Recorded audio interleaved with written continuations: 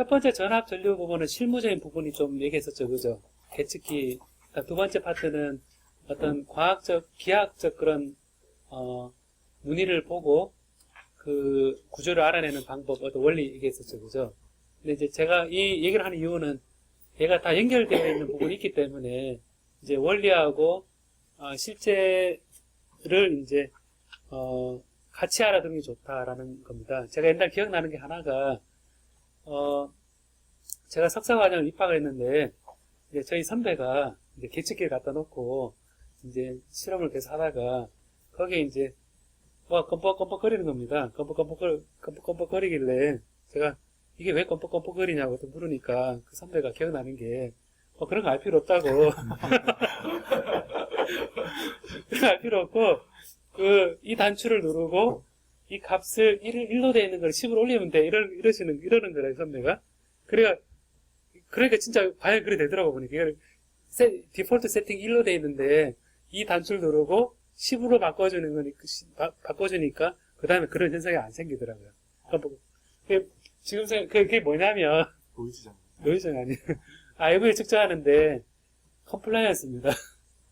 뭐냐면, 커런트 소스를 걸어주고 전압을 잴 때에는 볼티지 컴플라이언스가 있고, 그다음에 볼티지를 걸어주고 전류를 잴 때에는 커런트 컴플라이언스가 있거든요. 근데 그거를 지금 학부 학생들은 지금 잘 감이 안 오죠, 그죠? 네, 잘 모르겠죠, 그죠? 나중에 얘기할 텐데 그게 이제 컴플라이언스가 걔가 흘려주지 못하는 어떤 그런 건데, 아까 그 선배가 몰라, 그냥 10올인데 들뜬다는 이게 흘릴 수 있는 범위를 많이 올리면 그 범위에 오니까 측정이 된다는 거거든요. 근데 그거를 딱 이제 제가 이제 듣고 생각을 많이 했어요. 이게 뭘까 하고 이제 그 다음에 이게 컴플라이언스구나. 이제 그거를 이제 터득을 했거든요, 제가. 근데 아무도 얘기를 안 해줬어요, 저한테. 그 다음에 이제 어떤 일이 있었냐. 저보다 1년 선배. 제가 석사 1학년, 그죠? 석사 2학년인데 거기는 이제 선배가 이제 박사과정 선배가 이제 일을 많이 시켰어요. 막 쌓아놓고 이거 IV를 재라고 이래 했는데, 그래서 저보다 1년 선배죠. 나이는 많고 나이는 저보다 1살 많은데 석사 2학년 이런 재는데, 이 선배 옆에 제가 혼자 힘들어하는 것 같아서 제가 옆에 앉았어요. 앉아가지고 도와주다가 그 선배가 1번 재고 2번 막 재고 3번 막 재는데 이 실은 좀 다른 거래요. 좀 다른데 제가 보다 보니까 중간중간에서 보는데 계속 껌뻑껌뻑거리고 있는 거래요. 계속 걔가 껌뻑껌뻑거리고 있는데, 우리 1년 선배는 어떻게 하냐면 컴퓨터 딱 치면서 엔터 치면 쫙 저장 기록 되잖아요. 이게 딱 됐네, 딱 기록 계속 기록하면서 이건 안 보고 계속 이 컴퓨터로 이래 해서 저장을 팍팍팍 하는 거래요. 보면서 이게 왜 이렇지 이러고 있는데 제가 계속 지켜보고 있었거든요. 지켜보고 있다가 저 껌뻑껌뻑거리는 거 하면 제가 말을 못 하겠는 거래요. 실험하는 게 다 꽝이다 라는 거를 말을 잘 못 하겠더라고 보니까.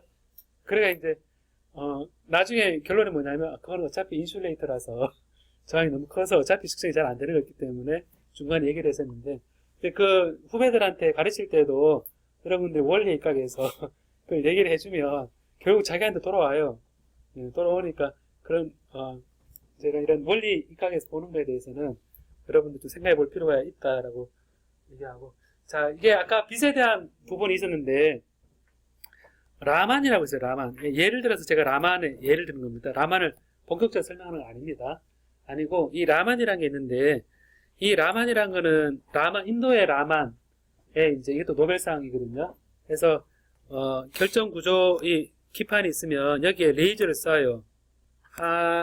뉴를 쏴요. 이렇게 쐈는데, 우리가 기하학적으로 보면 아까 제가 엑스레이 디프렉션 패턴이라든지 이걸 보면 이 하뉴로 했으면 혹은 하시 람다 이래 주어져 있으면 반사되는 게 람다 같을까요? 틀릴까요?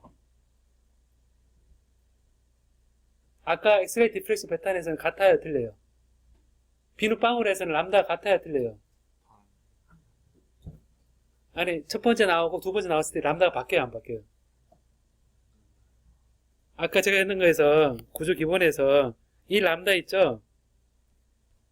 이래 온 거하고 이래 온 거하고 갔다 올 때 이 람다하고 안 바뀌. 같아야 달라요. 같죠, 그죠?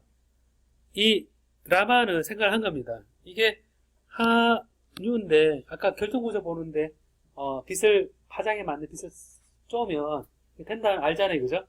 근데 가만히 생각해 보니까 이게 이제 하류로 하와시, 하시, 람다 이게 있으면 혹시 이 고체 표면에 얘가 이 고체도 떨잖아요, 그죠? 고체도 수많은 스프링으로 되어 있다고 생각을 아까 결정구조라는 제가 했던데 걔가 막 떨고 있거든요, 이렇게 떨고 있는데 빛이 와서 탁 왔다 갔다 나가는데 혹시 이 진동 에너지가 이 빛에다 더해주면 파장이 이 고체의 진동 에너지 빛에 더해지면 파장이 짧아지나요, 길어지나요? 에너지가 커지기 때문에 에너지 받으면 파장이 짧아지겠죠. 그러면 생각해보면 이 파장이 달라지는 거죠. 달라지는 거죠, 그죠? 그럼 이제 라만이 생각했을 때 만약에 아주 정밀하게 내가 파장을 잴 수 있다면 이 람다 쪼이기 전, 쪼인 후 갔다 온 거, 반사된 거, 이 파장을 비교해 보면 람다가 람다 프라임이 길다. 그러면 에너지를 뺏긴 거예요? 아니면 에너지를 더 주고 온 건가요? 같은 얘기다, 그죠? 빛이 에너지를 뺏긴 거하고 빛이 에너지를 더 주고 온 거 똑같은 얘기죠, 그죠? 와 있으니까 결국 뭐냐면 람다 길어졌다는 얘기는 좋은 툴이 하나 생긴 거죠. 왜냐면 빛을 아까 넣었을 때 에너지가 변화가 없이 이 왔다 갔다 하는 거는 우리가 소위 말해서 스캐터링으로 치면 따라해 볼래요? 일라스틱 스캐터링. 탄성 충돌에 해당되거든요. 근데 지금 빛이 들어갔다 나올 때 얘가 파장이 달라졌잖아요, 그죠? 그럼 이거는 우리가 뭐라 그러냐면 inelastic scattering. 예, 따라해 볼래요? inelastic scattering. 예, 비탄성 충돌인데 결국 에너지 익스체인지가 있는 거죠. 뭐하고 익스체인지가 있는 거냐면 여기에 원자가 쫙 있는데 얘가 스프링으로 묶여져 있다 생각해보면 얘의 진동 에너지와 관계가 있는 겁니다.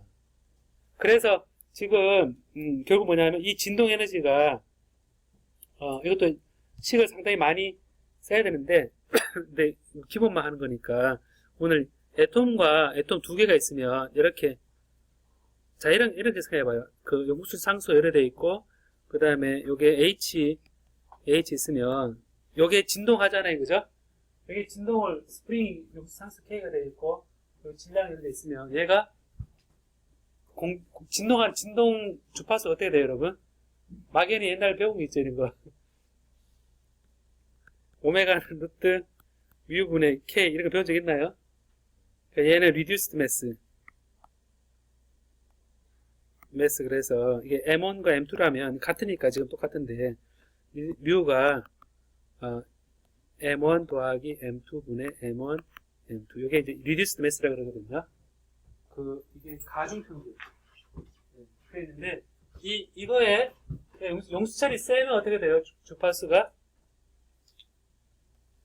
커지죠, 그죠? 얘가 용수철이 세면 셀수록 떨죠, 그죠? 용수철이 약하면 어떻게 돼요? 천천히 이래 되죠.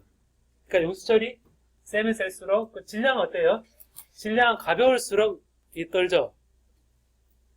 그러려면 이 주파수가 이 주파수에 해당되는 게 얘가 떨어지는 게 여러분 빛의 주파수가 몇 헤르츠인지 여러분 압니까?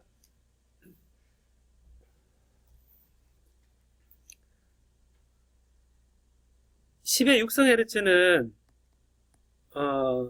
이거는 1MHz잖아요, 그죠? 1MHz면 그 FM 라디오 좀 미치죠, 그죠? 10의 9성 헤르츠는 기가헤르츠잖아요, 그죠? 이거는 마이크로웨이브고 그리고 휴대폰에 쓰는 2.4GHz, 블루투스나 와이파이 쓰는 그런 주파수 대역이죠. 그 다음에 10의 12성 헤르츠는 뭡니까? 우리가 요즘 관심을 갖는 테라헤르츠죠. 테라헤르츠고 이 테라헤르츠 위에 10의 15성 헤르츠가 뭐겠습니까? 얘가 가시광선이거든요. 가시광선인데 결국 뭐냐면 이 가시광선을 중심으로 해서 마이크로웨이브 우리가 생활에 많이 쓰는 거하고 요 10의 15성 하고 요걸 우리가 많이 쓰고 있는데 얘를 많이 안 써요. 얘를 많이 안 쓰고 있거든요. 그래서 이제 마이크로웨이브 하는 쪽에서 이렇게 올라오는 거하고 비셉으로 또 내려오는 거 이렇게 해서 이 테라헤르츠 전력을 하려고 그러는데 이 테라헤르츠 전력은 우리가 맥반석 무슨 찜질방 무슨 뭐 원적 계산이 많이 나온다는 거 있잖아요. 원이 뭘 원자거든요. 그래서 멀리 있는 적외선이라는 뜻입니다. 그래서 이제 몸 깊이 들어가는 거죠. 웨이브가 들어가는데 이런 주파수가 우리가 아까 라만이라 그랬을 때 10에 15cm 빛이 가잖아요. 그죠? 그러면 에너지를 흡수하거나 아니면 줄 때 파장이 변하는 거를 탐지하려 그러면 적어도 유효숫자 안에서 측정이 돼야 되잖아요. 람다가 한 400나노 돼 있으면 410나노나 405나노나 이렇게 람다가 변해야지 잘 측정될 거잖아요. 그죠? 그래서 생각해보면 우리가 측정할 때 유효숫자 셋째 자리다, 넷째 자리다. 그러면 10에 15성이면 에너지를 받으면 10에 14성이나 10에 13성이나 이래 좀 약간 떨어지는 게 있겠죠. 그죠? 그 떨어지는 변했는 거. 예를 들면 10에 15성이면 예를 들어서 7, 8, 10에 15성이면 1.001이었는데 1.021이다. 이러면 약간 변했잖아요. 그죠? 요거를 탐지해서 그 에너지 로스를 가지고 이제 그 안에 진동 모드가 뭐냐라고 얘기하는데 공교롭게도 이 주파수가 이 용수철에서의 진동 주파수 했는 거 개념과 거의 같다는 얘기입니다. 이게 실리콘이다. 이게 MOS다. 이게 카본 나노튜브다. 이게 그래핀이다. 그랬을 때 카본이 그래핀이다. 그러면 카본과 이 C다. 카본과 카본의 이 용수 상수 알고 대략 이 구조를 알면 이 진동하는 우리가 노멀 모드라고 그러면 노멀 모드라고 그러는데 레조넌스 노멀 모드라고 그러는데 이 이 주파수 계산이 돼요. 이 배치에 따라 계산이 되어 있는데 그 주파수만큼 에너지만큼 가만히 있었는데 빛이 딱 왔다 오면서 걔가 팍 떨어요.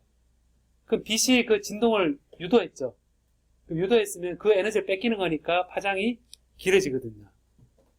그래서 그걸 딱 탐지하면 어느 주파수의 변화가 딱 있는 걸 보고 이 속에는 알려져 있는 그래핀의 탄소 나노튜브의 G픽이다, D픽이다. 이거는 레조넌스 다 계산했기 때문에 그 차이를 보고 얘가 진짜 그래핀이 만들어졌느냐 아니면 카본 나노도 만들어졌느냐 라고 얘기를 합니다. 그래서 이제 이거를 기본적으로 에너지 로스나 이 받는 것으로부터 그래서 이거를 우리가 뭐라 그러냐 바이브레이션 스펙트로스코피 그럽니다. 그래서 진동 분광법 해서 아까는 용수철 2개 했는데 이제 질량이 2개인데 이 크리스탈에 이렇게 갇혀 있는 이렇게 하고 M1과 M2하고 용수철 K1, K 이런 식으로 애톰이 2개밖에 없는 이런 걸 생각하면 요때 주파수가 있거든요. 요때 주파수 혹은 여러 개가 있고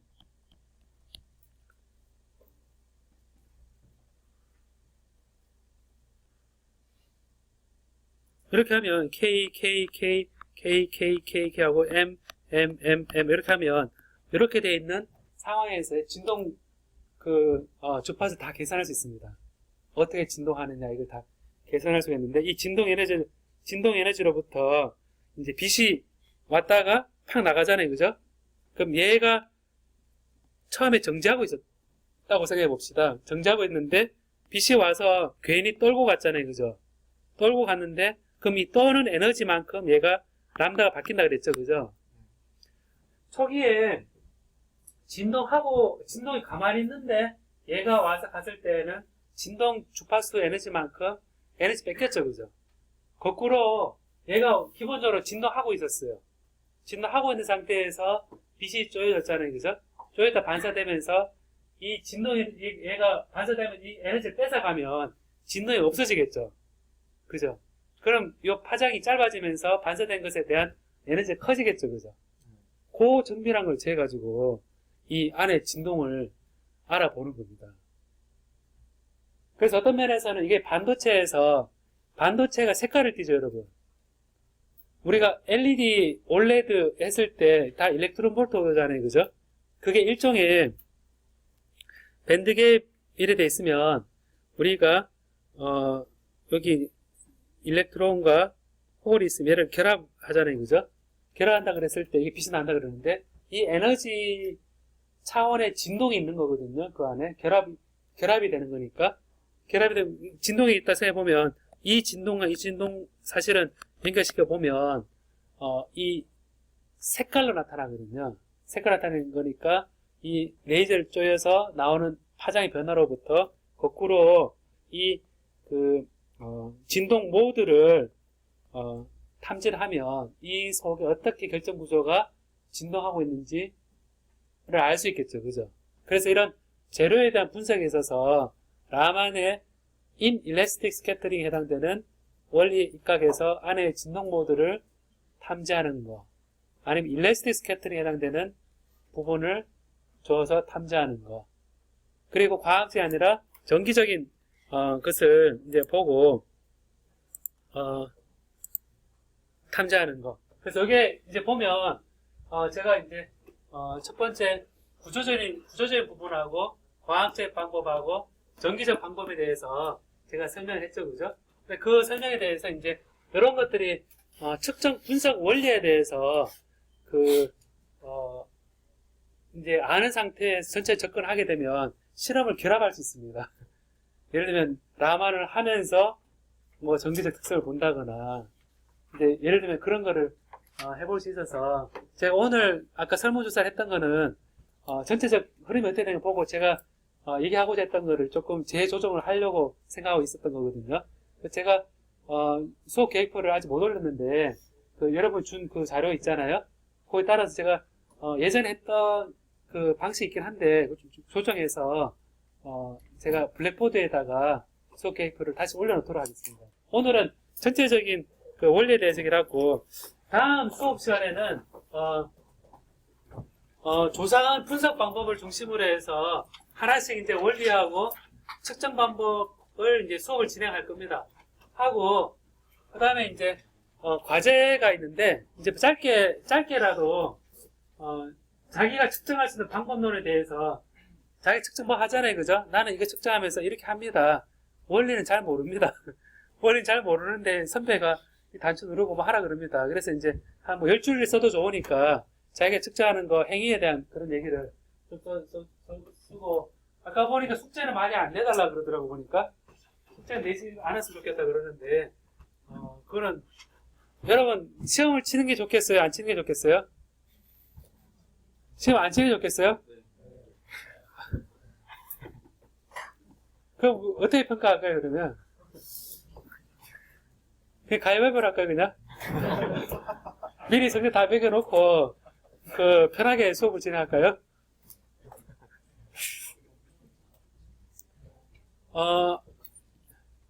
기말 맞춰볼까요? 너무 부담되나요? 제가 대학원 수업도 시험을 한 번씩 치긴 쳤었는데 그게 좀 낫더라고 보니까 나중에 할 때 너무 안 하면 이제 다들 복사해서 수업도 숙제도 많이 내고 다 똑같은 게 있어서 제가 기말은 칠게요 여러분. 네. 예, 기말은 치고 중간고사 기간에는 제가 다른 방법으로 평가를 하도록 할게요. 예, 수업 출석은 뭐 제 책은 안 하겠지만 가끔 숙제가 있는 게 있잖아요. 그런 부분 충실하게 할 수 있으면 좋겠다 그런 생각하고 있습니다. 화국가에서는 어떻게 해요? 화국가는 되게 힘들게 대학원 수업을 한다 그러던데 화국가처럼 해요? 네? 수업을 아직 많이 들어보지 못해서 화국가가 되게 엄격하다 그러던데 아닌가요? 화음과처럼 할까요, 우리? 그러면 이거를 제가 시험을 한번 보고 그 한번 평가하는 이 과제, 제가 이제 뭐 이런 과제 방법 있잖아요, 그죠? 과제 동영상을 만드는 올리기라든지 조사한 내용을 업로드 한다든지 이런 걸 보고 평가하도록 할게요. 알겠습니까? 네. 오늘 여기까지 하겠습니다. 예.